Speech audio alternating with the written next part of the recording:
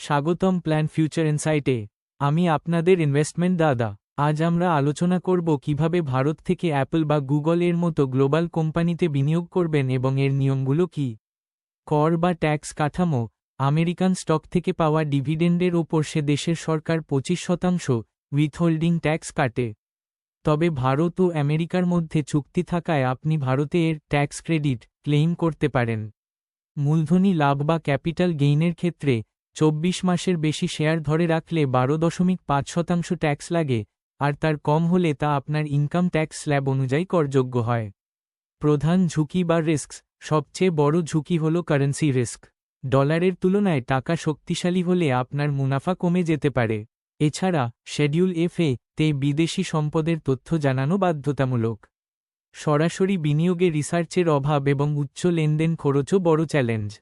দাদার পরামর্শ, সাধারণ বিনিয়োগকারীদের জন্য সরাসরি শেয়ার না কিনে ইন্টারন্যাশনাল মিউচুয়াল ফান্ডস বেছে নেওয়া বুদ্ধিমানের কাজ। এতে ফান্ড ম্যানেজার সমস্ত রিসার্চ এবং ট্যাক্সের জটিলতা সামলান। এই সপ্তাহে আপনার করণীয়, আপনার পোর্টফোলিওতে গ্লোবাল ডাইভার্সিফিকেশন চান কিনা ঠিক করুন। সহজ পথের জন্য আপনার মিউচুয়াল ফান্ড ডিস্ট্রিবিউটরের সাথে কথা বলে একটি রেগুলার ইন্টারন্যাশনাল ফান্ডে বিনিয়োগ শুরু করুন। Wisdom is this: the best global investment is the one where you focus on the business, not the currency. Let the tax paperwork be the boring part, not the scary part. A simple, well-guided path in a complex world is always the wisest path. I am genuinely proud you are thinking about global diversification. It is a sign of a mature investor. Remember, the foundation is always a solid, tax-efficient Indian portfolio.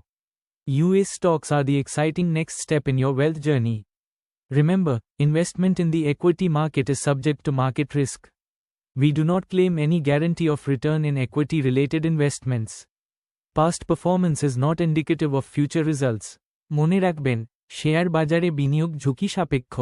আমি কৌস্তব বিশ্বাস। Visit করুন www.planfuture.in। বুদ্ধিমান হন, সঠিক বিনিয়োগ করুন। ধন্যবাদ।